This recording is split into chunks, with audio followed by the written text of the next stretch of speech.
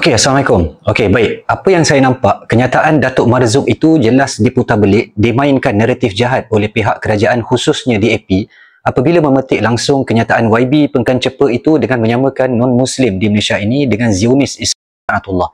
Baik, seperti yang saya amati dan fahami, di sini jelas mereka yang mengkritik itu cuba menangguk di air yang keruh dengan memainkan sentimen kaum yang jelas bermula keluar dari mulut-mulut yang lantang menepis kenyataan YB tersebut dengan memaksudkan langsung pada kesemua non-Muslim dalam negara ini. Sedangkan tidak ada satu nada yang jelas menjerumus ke arah itu dari kenyataan YB Datuk Marzuq tersebut. Sejarah membuktikan jatuhnya tamadun itu adalah dari pengkhianatan dalaman yang berlaku.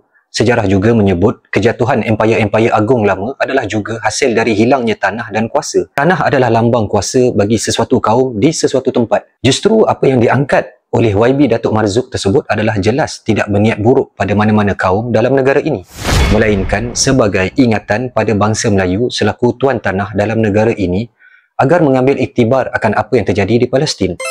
Bagaimana asal-usul penjualan tanah besar-besaran pada Yahudi dan akhirnya mereka sendiri kehilangan kuasa dan tanah. Seterusnya hilang daya untuk merampasnya kembali sehingga ke hari ini. Tidak ada satu statement dari beliau menyebut secara khusus terhadap mana-mana kaum bukan Melayu bumi putera dalam negara ini.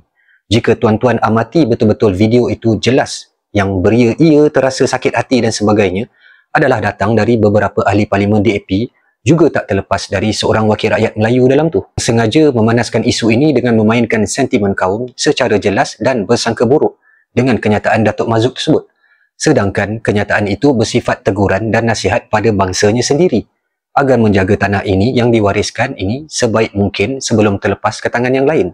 YB Pengkalan Cepa itu turut dikecam hebat oleh pemimpin-pemimpin di kalangan DAP di sebelah sana dengan menuduh beliau resis, menyamakan dengan Yahudi dan berbagai sangkaan buruk yang sengaja dicipta. Apa yang diperkatakan oleh wakil rakyat Melayu DAP itu tentang orang bukan Melayu juga, ada yang bermandi darah yang mempertahankan tanah ini. Baik, tanpa menyangkal adanya yang cedera, adanya yang hilang nyawa, tanpa menidakkan jasa mereka yang berbakti dalam negara ini, yang menjadi wira dalam negara ini, namun kita kena bersikap lebih realistik dan adil dalam isu ini. Ikut mana kita mesti letakkan hanya satu sebagai ketua secara keseluruhannya. Tidak boleh satu penjawatan tertinggi itu ada 2 atau 3 orang. Kita kena lebih adil pada hak majoriti rakyat dalam negara ini adalah Melayu Islam. Kerana seolah-olah mereka yang bukan Melayu itu adalah sebahagian besarnya berkorban nyawa dan darah. Hakikatnya adalah kecil dan minoriti sahaja. Okey, baik. Di sini saya nak bawakan peratusan yang memasuki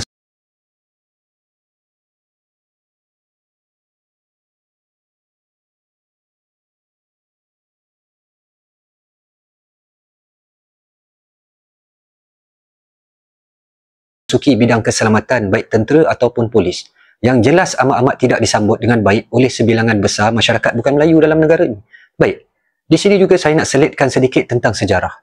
Okey, mari kita lihat nama-nama besar dan tokoh-tokoh masyarakat bukan Melayu yang berkorban hanya dalam buah pemikiran, bukan di lapangan secara langsung macam nama-nama besar dalam Melayu sepanjang zaman yang betul-betul bermandi darah, meninggalkan keluarga, anak-anak dan berapa ramai yang hilang nyawa, cacat kekal adalah majoriti besarnya adalah orang-orang Melayu. Amat tidak adil untuk saudara YB DAP yang Melayu itu nak kata masyarakat selain Melayu pun bermandi darah. Ibaratnya macam mereka itu adalah 50% kebersamaan dalam pasukan keselamatan dan sebagainya. Sedangkan rentetan peperangan untuk memerdekakan negara ini beratus-ratus tahun sebelum adanya nama-nama tokoh-tokoh besar bukan Melayu dalam negara ini, sejak ribuan tahun dahulu adalah orang-orang Melayu sendiri yang dah berperang melawan bermacam anasir kuasa besar dunia, baik dari utara maupun barat juga timur. Bermakna Melayu itu sendiri adalah tuan tanah yang jelas dan hak itu sepatutnya tidak ada sebarang bantahan dari mana-mana ahli parlimen dalam Dewan untuk menyanggahnya. Memangnya ini tanah Melayu dan ditunjangi oleh orang Melayu, maka belajarlah sejarah. Dari sejarah Palestin itu adalah tepat. Sejarah adalah sejarah, suka atau tidak, kita kena akuinya dan telan sebagai pengajaran. Tuan-tuan, saya tak bersifat perkauman. Ini adalah sejarah. Kita tak bercerita tentang Cina yang ada di Malaysia hari ini. Kita cerita sejarah bagaimana penyerapan dan bahayanya ancaman perdagangan Cina cuba mendapatkan Kedah ini sebagai sebahagian daripada wilayah yang diperintah oleh kerajaan Siam tetapi pro Cina. Pertama, untuk kita lihat bagaimana penyatuan orang Melayu pada era perang yang sangat epik dan tragik. Kemudian kita akan lihat sejarah yang paling penting, bagaimana pengaruh kongsi gelap Cina yang datang dan kemudian berjaya mendapatkan kuasa. Kemudian bagaimana ahli-ahli perniagaan Cina melaga-lagakan Sultan Kedah pada waktu itu dengan kerajaan Raja Ligo yang berketurunan Cina. Jadi akhirnya perang ini juga membuktikan bahawa tentera-tentera yang datang daripada Thailand juga datang daripada kumpulan kongsi gelap dari tanah besar Cina pada waktu itu berperang. Jadi ini antara beberapa aspek sensitif yang sebelum ni orang kata jangan sentuh lah, jangan sebut ini ada Cina. Tak, saya nak cerita sejarah tuan-tuan. Sejarah tak boleh disembunyikan. Dia tak ada kena-mengena dengan Cina Barat, tetapi dia ada kena-mengena dengan keseluruhan sejarah yang patut kita tahu secara bulat 360 darjah. Palestin itu asalnya rukun dan damai dalam negara seperti mana Malaysia hari ini.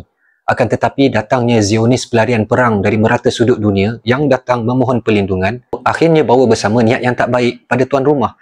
Jadi siapakah yang ambil dan rampas tanah-tanah itu? Jawabnya adalah Yahudi juga.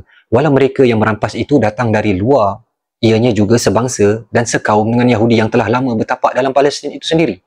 Jika kenyataan YB Marzouk itu disebut resis, maka suka saya ingatkan bahawa sejak merdeka, Rizab Melayu tinggal hanya belasan peratus sahaja berbanding dari 50% yang diwasiatkan oleh Raja-Raja Melayu dahulu dalam kita nak mencapai persetujuan untuk memerdekakan negara ini.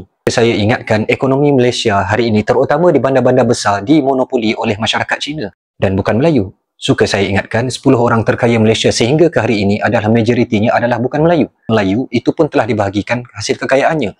Suka juga saya ingatkan Malaysia ini adalah satu-satunya negara yang ada sekolah jenis kebangsaan untuk penduduk bukan asal tanah ini, hampir 600 buah untuk Tamil dan 1000 lebih untuk kebangsaan Cina. Suka juga saya ingatkan berapa banyak kuil-kuil haram dibina dan dipejam mata oleh orang-orang Melayu hingga tanah wakaf masjid terlepas seperti dijekel pun orang Melayu terima walau hati itu amat sakit. Suka saya ingatkan penjawat tinggi dalam kerajaan, gelaran-gelaran Datuk, Datuk Seri, Tan Sri juga dapat dalam kalangan bukan Melayu. Jika ada hal birokrasi untuk naik itu hal lain. Malaysia ini akan benar-benar kuat dan maju hanya apabila Melayu itu dominan. Hari ini yang cuba memecah belahkan Melayu itu sendiri datang dari muslihat terancang dari durian anak parti itu sendiri sambil didukung oleh para buang, para sikitol Melayu yang ada tinggal namanya dalam IC saja. Orang-orang Melayu itu adalah orang yang paling kenang budi dan beradab dalam dunia ni. Maaf kata, bukan nak bangga diri, tidak. Tetapi itulah yang dikatakan oleh para sejarawan, para pendakwah dulu kala. Adab sopan santun beralah dalam masyarakat Melayu itu sendiri adalah akhlak Islam dan secara genetik, secara berketurunan jauh sebelum Islam datang lagi dan jauh tinggalkan orang Arab itu sendiri. Kerana itu amat mudah untuk mengislamkan kami semua di tanah Melayu ni. Alhamdulillah. Akhir kata, tidak perlu jadi Yahudi untuk merampas hak bumi putera. Tidak perlu mengangkat senjata untuk merampas tanah-tanah. Hari ini peperangan kita adalah kuasa, ilmu, harta dan pengaruh. Penjajahan hanya memerlukan sebatang pen. Hanya perlu satu kerusi dalam dewan. Diperlakukan tanpa berdepan. Tidak perlu bawa angkatan perang untuk merampas tanah dan jajahan. Tahu-tahu hilang dah tanah semua. Hilang dah kuasa. Lihat saja dalam kes kampung Sungai Baru. Itulah penjajahan moden yang berselindung di sebalik namanya perjanjian yang dikatakan sah antara dua pihak. Akhirnya tuan tanah hilang tanah, dunia menyepi. Yang tinggal hanya nama dalam lipatan sejarah. Sebenarnya yang hampa sakit hati sangat ni sebab apa? Apa yang disebut oleh Datuk Marzouk tu adalah fakta dan nasihat. Dia tak ada sebut direct petik nama pun. Yang hampa duk meroyan melompat tu pasal apa? Sememangnya dalam sudut hati tu memang bencikan Melayu Islam dalam negara ni ke macam mana? Apa tak puas hati lagi dengan apa yang ada? Dengan apa yang masyarakat anda ada? Dah bagi petis nak peha? Dah bagi kuasa nak jadi raja? Ke memang betul sama dengan Yahudi? Jangan ubah persepsi dan penilaian saya pada anda semua selama ni, noh. Fikir-fikirkan. Mahu hidup aman, hormatilah ketuanan hak Melayu sebagai tunjang dalam negara ini. Sekian. Assalamualaikum.